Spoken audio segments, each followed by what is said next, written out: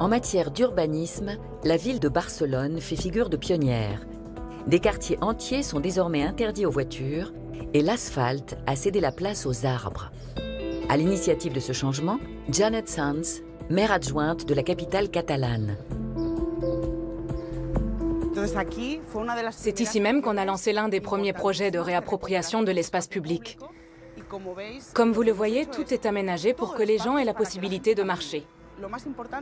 Nous nous sommes essentiellement concentrés sur des anciens carrefours qui étaient encombrés de voitures, comme ici.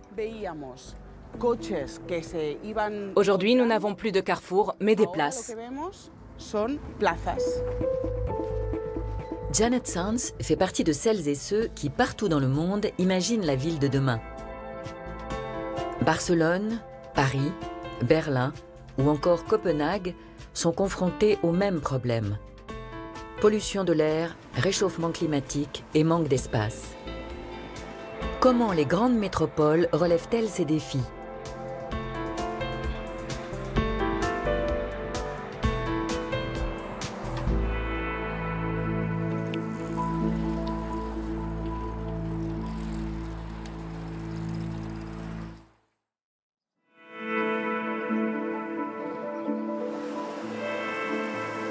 Dans la capitale allemande aussi, les habitants n'ont plus envie de voir les voitures coloniser les rues.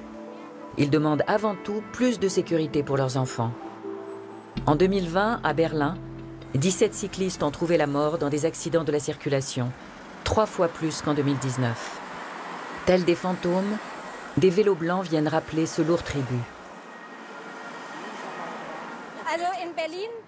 À Berlin, il faut être courageux pour circuler à vélo. C'est vrai.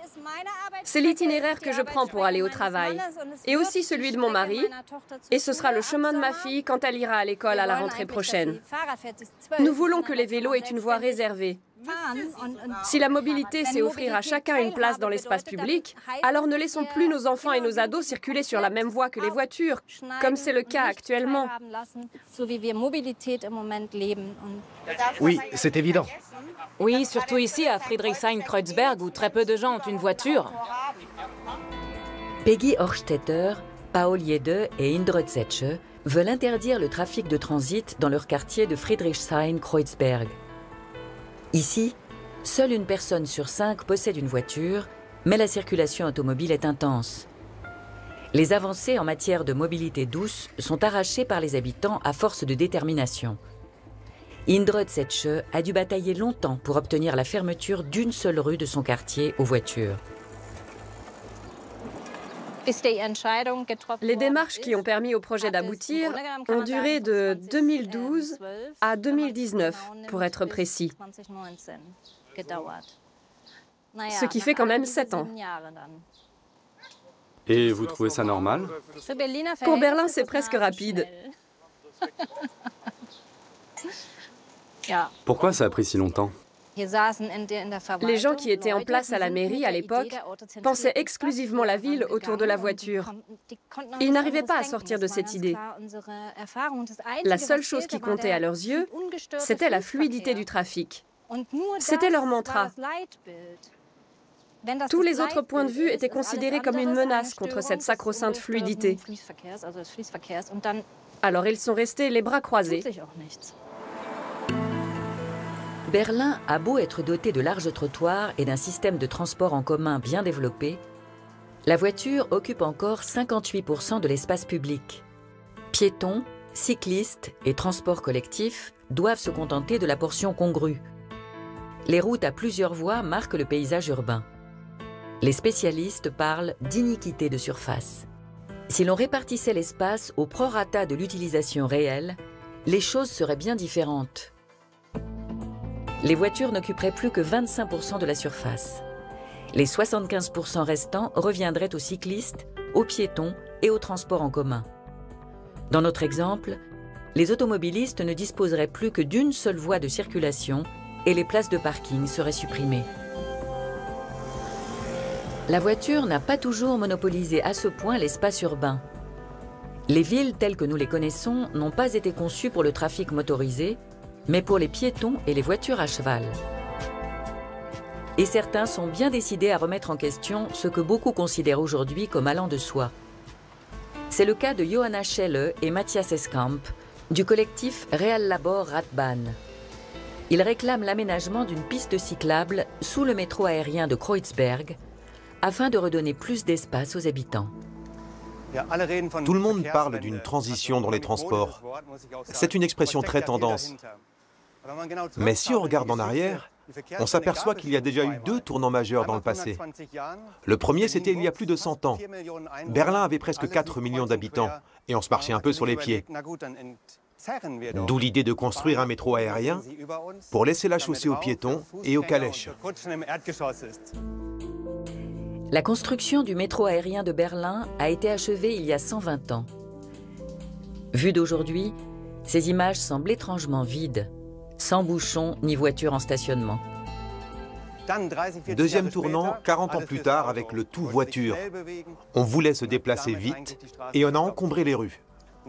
Aujourd'hui, 70 ans plus tard, on reconnaît l'erreur qu'on a commise à l'époque et on souhaite retrouver le métro aérien tel qu'il était prévu à l'origine. Et en finir avec les saletés et les ordures qui s'accumulent en dessous. C'est ainsi que Matthias, Johanna et le Real Labor Radbahn imaginent l'espace sous le métro aérien. Plus encore qu'une piste cyclable, il s'agit de créer un lieu convivial avec des bancs, de la végétation, un atelier vélo et même un drive-in pour cyclistes. Ça nous arrive à tous, sur le chemin du travail, d'avoir envie de boire un café ou un truc frais. D'où l'idée du drive-in. On pose le pied à terre, on prend son espresso, comme en Italie, avec le petit croissant, histoire de prendre des forces pour aller au boulot. La ville soutient le projet. Petit bémol, la planification et la construction prennent ici beaucoup de temps. Des places de parking prévues il y a 15 ans sont tout juste en cours de construction sous le métro aérien. Des aménagements qui seront voués à disparaître si le chantier de la piste cyclable est lancé. Ce qui ressemble à une belle piste pour les vélos est en fait un futur parking. C'est fou qu'à notre époque, certains pensent encore qu'on a besoin de parking dans le quartier, alors que cet espace est parfait en l'état pour devenir une piste cyclable.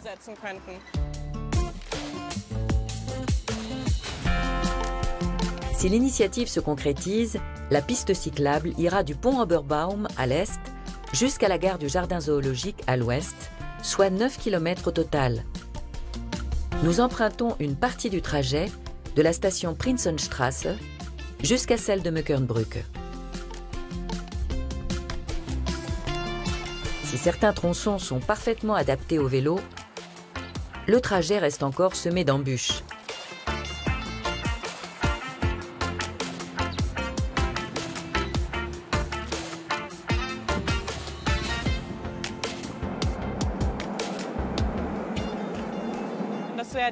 L'idée serait d'aménager un lieu qui soit plus qu'une simple piste cyclable. À cet endroit, par exemple, on voudrait créer un espace pour les autres usagers de la rue, piétons compris. Ce serait la Möckern Beach. Un espace de détente pour les cyclistes et les piétons. Un quai le long du canal permettrait de débarquer les marchandises acheminées par bateau. À partir du moment où on restructure l'espace urbain, on libère de l'espace. Cet espace, il s'agit ensuite de le réaménager. Ce canal servait autrefois pour le transport de charges. Et nous pensons qu'il peut être de nouveau utilisé pour transporter des marchandises. Un port avec un lieu de transbordement. Puis on remonte le canal, par exemple jusqu'à la Möckern Beach, comme je l'appelle déjà, c'est-à-dire jusqu'à la station Möckernbrücke, ou jusqu'à la Hallisches Tor. Là, on aménage des petites plateformes logistiques où le bateau débarque les marchandises. Puis un vélo cargo les prend en charge et les achemine sans problème jusqu'à la Friedrichstraße. Et de là, jusqu'au quartier de Mitte. On crée des synergies, on exploite le potentiel des lieux, on met différents acteurs en relation, et tout ça, dans l'idéal, sans émission de CO2. L'État allemand subventionne le projet à hauteur de 3,3 millions d'euros. Mais dans un premier temps, seul un tronçon pilote de quelques centaines de mètres sera construit. Faute d'une politique volontariste, les pouvoirs publics peinent à mettre en œuvre le changement de cap dans les transports, pourtant réclamé par de nombreux Berlinois. Un foisonnement de solutions pour un même problème. Singapour, Copenhague, Barcelone, Paris et Berlin. Toutes ces villes sont confrontées à l'asphyxie par le trafic automobile. Toutes sont engagées vers une réduction drastique de la voiture individuelle, chacune à sa façon.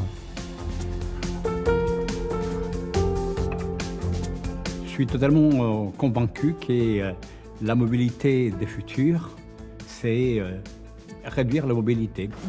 J'imagine une ville qui mise véritablement sur le vélo, sur la piétonisation, sur les transports publics et les véhicules électriques. La ville doit s'adapter dès maintenant. Ce qui se fera dans ce sens entre aujourd'hui et 2030 nous permettra de changer de modèle et d'affronter les défis internationaux que les villes connaîtront à l'avenir.